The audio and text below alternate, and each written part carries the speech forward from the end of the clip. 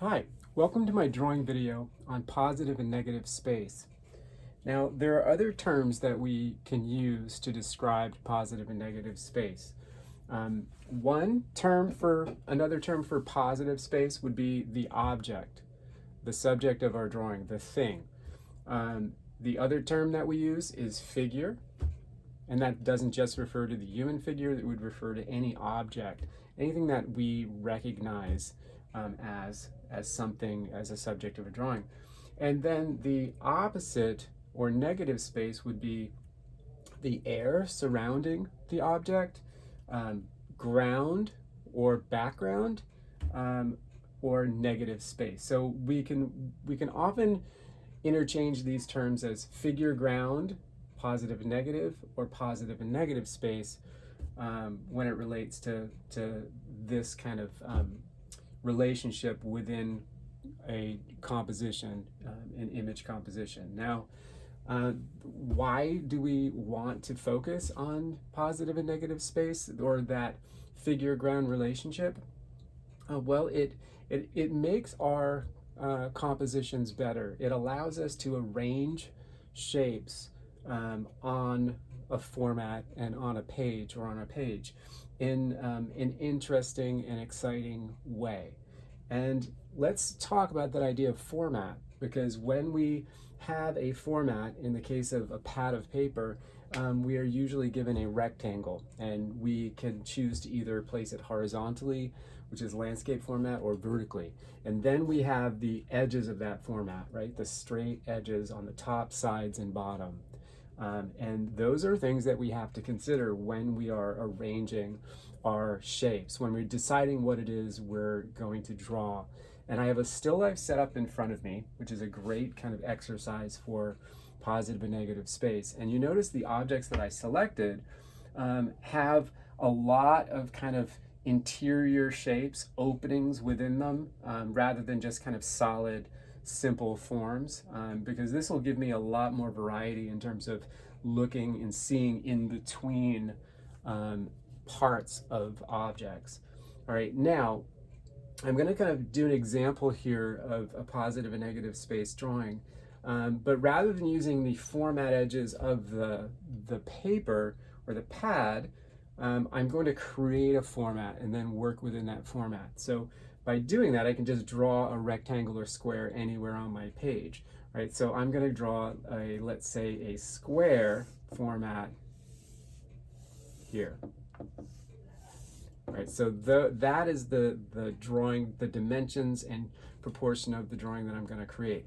So now when I'm looking at my still life, I have to try to see within a square. Now, there's something called a viewfinder, which is kind of a square or rectangle cut out of a piece of paper that you can hold between your eye and the subject of your drawing, and you can move it in or out, and you can kind of get more of the image by moving it close to your eye, or getting cropping in and getting tighter on the subject by moving it away from your eye. You can do the same thing with your hands, right? Where you can just hold up kind of like your hand and then your fingers of another hand, create kind of a rectangle or square, and kind of look through that and move it around and find where the shapes, where you get an interesting kind of arrangement of shapes.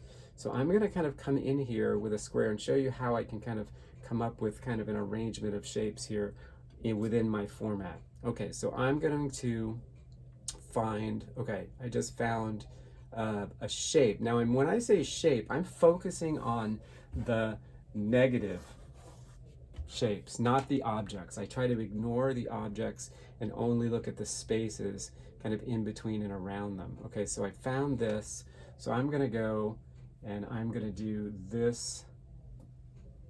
And I'm just focusing on the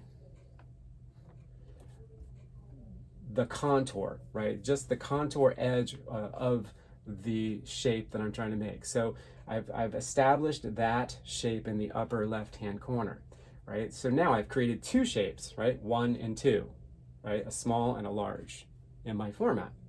Now I'm going to look at kind of potentially another shape. Let's see,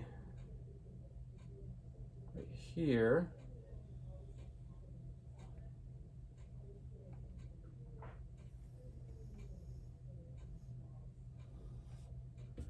All right, there's another shape, right, that I've found. This is observational. I'm not making this up. This is actually what's in front of me.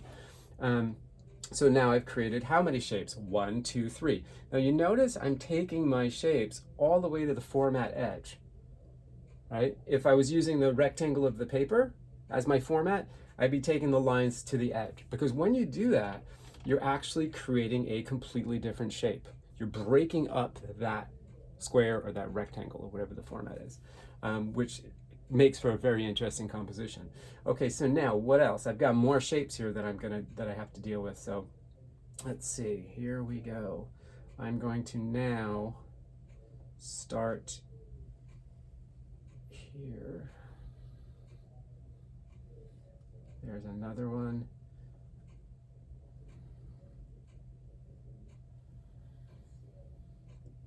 There's another shape. You notice how I don't cross, right? If I was focusing on the object and not the space, right? And I was drawing, like, let's say that part of that object. As I draw my contour edge around and it gets to, it intersects this contour line here of another part of the same object, I might be tempted to draw that line up and connect it, right, to that one. But I'm not thinking about the thing, I'm thinking about the space. So that won't happen, right? If I'm only focusing on the shapes. So I'm not completely, I have a really skinny shape here. This is a very interesting shape.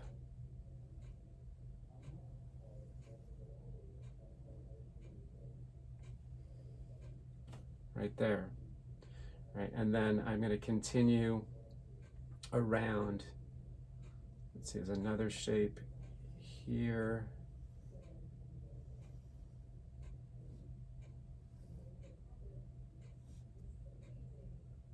And it goes.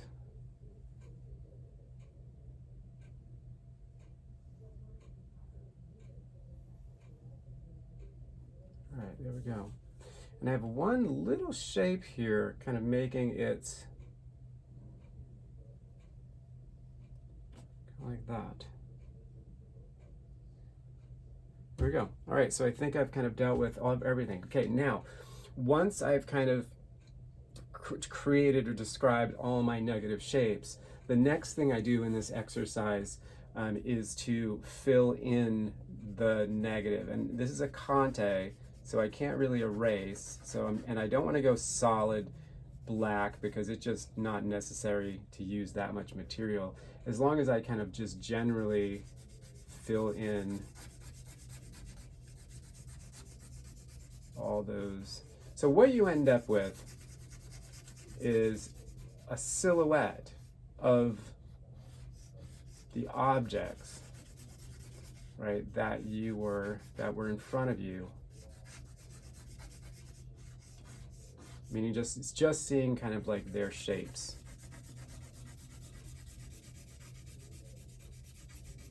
Right. So I really want to make sure I stay within those lines.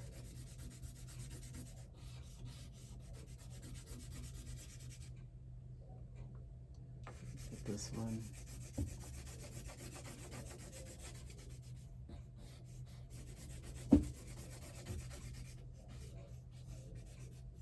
Now, this is what I'm showing you here is just kind of a positive and negative space exercise, right? That doesn't mean when every time you sit down to compose a drawing or a painting, you have to go through this process. But I will be showing you in the next video the idea of doing a thumbnail sketch, which is something along these lines. It kind of incorporates the idea of arranging shapes to create kind of varied compositions, but you don't have to kind of be so careful about your lines not intersecting, and you don't have to go through the trouble of filling things in like this. But now that you see this kind of filled in, you see that it's just white, right, which is the paper, right? And we've actually kind of reversed things, right? Because the things that are left page white are the positive. They're the things or the figure in the still life. And the part of the paper that I actually filled in was just the air around it. It's like taking kind of the air and making it kind of black, kind of making it kind of solid. So you just kind of see the shapes. So, you know, I'm not crazy about this composition, so I'd probably kind of do another thumbnail or another kind of compositional study where I select a different part of the still life and or I zoom in or zoom out on different, so my shapes kind of fall in different kind of places within kind of the square or rectangular format that I'm going to decide on doing. So I hope you have an understanding, a basic understanding of kind of that idea of positive and negative spaces or figure ground relationships, because you know whether you're aware of them or conscious of them or not, they exist. They're there, and the more you are conscious and aware of them, the more you can kind of make them work in your advantage. So when somebody's kind of looking at an image that you've created, they're not being kind of like hit over the head with this idea of the figure ground relationship, but you'll just almost like inherently tell that the person who created that was conscious of those spaces. I always like to talk about how kids see things when you're really, really young, like when you're in your childlike brain. Before we learn what things are and we get names for things and we label them, we see things very purely and very clearly.